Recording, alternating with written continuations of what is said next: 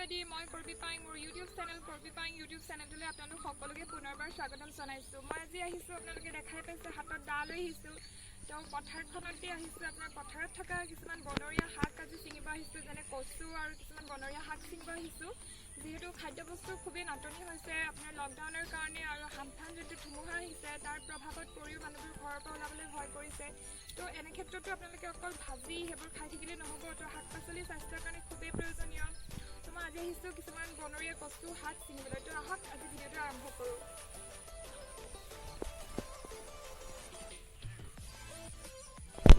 তো এয়া এটি দুটিকৈ আপোনাৰ কচু শাক ইয়াতে দেখিবলৈ পাইছোঁ। আজি মই চিঙিব আহিছোঁ। তো এনেধৰণৰ কচু শাক পথাৰৰ মাজতে কচুৰ শাকবোৰ আছে। তো তাৰ পৰাই মই বাছি বাছি আপোনাৰ আনিব কাটিব চেষ্টা কৰিম। তো ডাৱৰীয়া বতৰ আপোনালোকে দেখাই পাইছে। খালি ওপৰলৈ দেখাই দিয়াচোন বতৰৰ পৰিৱেশ কেনেকুৱা। তো হামফান যোনটো ধুমুহাৰ প্ৰভাৱত পৰি আপোনাৰ খুবেই বতৰ ডাৱৰীয়া হৈ পৰিছে। তথাপি ডাৱৰীয়া বতৰবোৰ নেওচি মই কিছুমান বনৰীয়া শাক আনিব আহিছোঁ আজি। তো আহক চাবিটো এৰি দিওঁ, অলপ সময় জিতিলেও একো নাই, মই গা ধুই দিমগৈ। তো এনেকৈ মই এটা দুটাকৈ কচু ছিঙিব চেষ্টা কৰিম।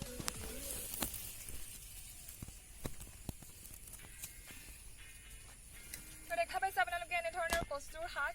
তো খুবেই ভাল স্বাস্থ্যৰ কাৰণে। যদি আপোনালোকৰ তেজ অলপ কম থাকে শৰীৰৰ, তেতিয়াও তেজ আপোনাৰ শৰীৰত খুবেই মানে দ্ৰুতগতিত বৃদ্ধি কৰিবলৈ অলপ সহায়ক হয়। প্লাছ আপোনাৰ ডিঙিৰ কিবা যদি আপোনাৰ অসুবিধাত ভুগি আছে যেনে কাহ তেনেকুৱা কফ জমা হৈ আছে, টনচিলৰ কাৰণে খুবেই ভাল এই কচু শাক। তো আপোনালোকে এবাৰ ট্ৰাই কৰি চাব। তো আহক আজি আমি চিঙো অলপ কচু শাক।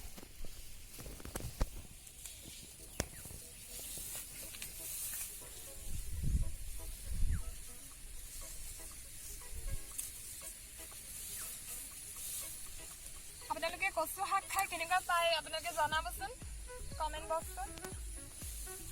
আমি এনেধৰণে নিজে আহি পথাৰৰ পৰা কচু চিঙি খাই ভাল পাওঁ। তো আপোনালোকেও ট্ৰাই কৰিব পাৰে।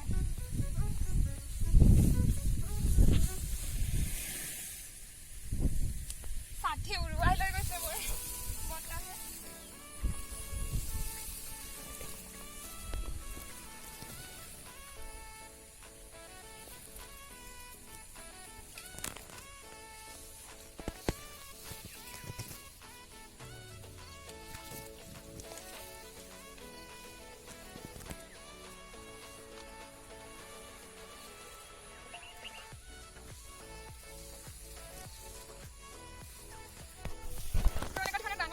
যিহেতু পথাৰত কল্পৰ মই আহিছোঁ, যিহেতু কেমেৰাৰ পাছফালে কল্পৰ ভিডিঅ' আপোনালোকৰ কেমেৰাটো ধৰি আছে। তো কল্পৰ মই আহিছোঁ, তো পূৰা নিৰ্জন হয়। লগতে লকডাউন চলি আছে, তো মানুহবোৰ বিশেষকৈ ওলাই হোৱা নাই।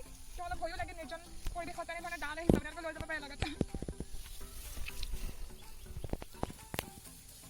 কল্পৰ ভয় লাগিছে নি? নাই লগা।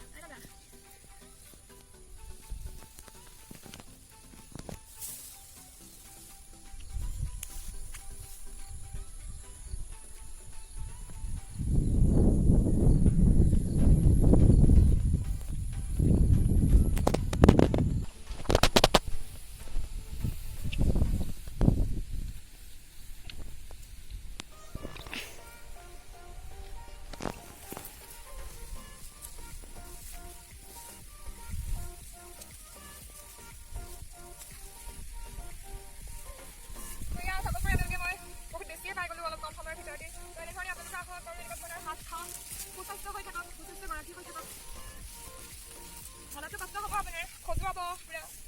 ভালকৈ ধুই দিলেই হ'ল আৰু এইবোৰত অলপ দুখ চুখ থকাৰ সম্ভাৱনাও কম নহয়। তথাপি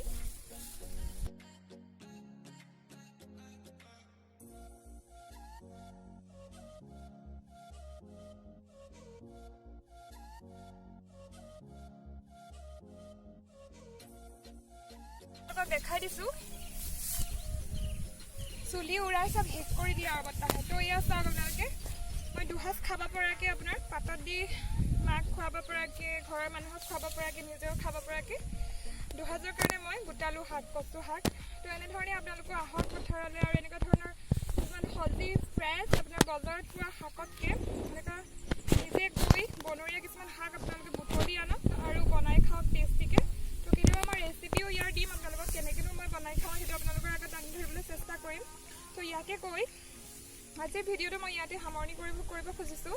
তো যদি ভাল লাগিলে আপোনালোকৰ ভিডিঅ'টো চাই, তো আপোনালোকে লাইক কৰিব নাপাহৰিব, শ্বেয়াৰ কৰিব নাপাহৰিব আৰু কমেণ্ট কৰিব নাপাহৰিব। লগতে ছাবস্ক্ৰাইব কৰিব আৰু লগতে থকা যোনটো বেল আইকন হয় সেইটো প্ৰেছ কৰি দিব।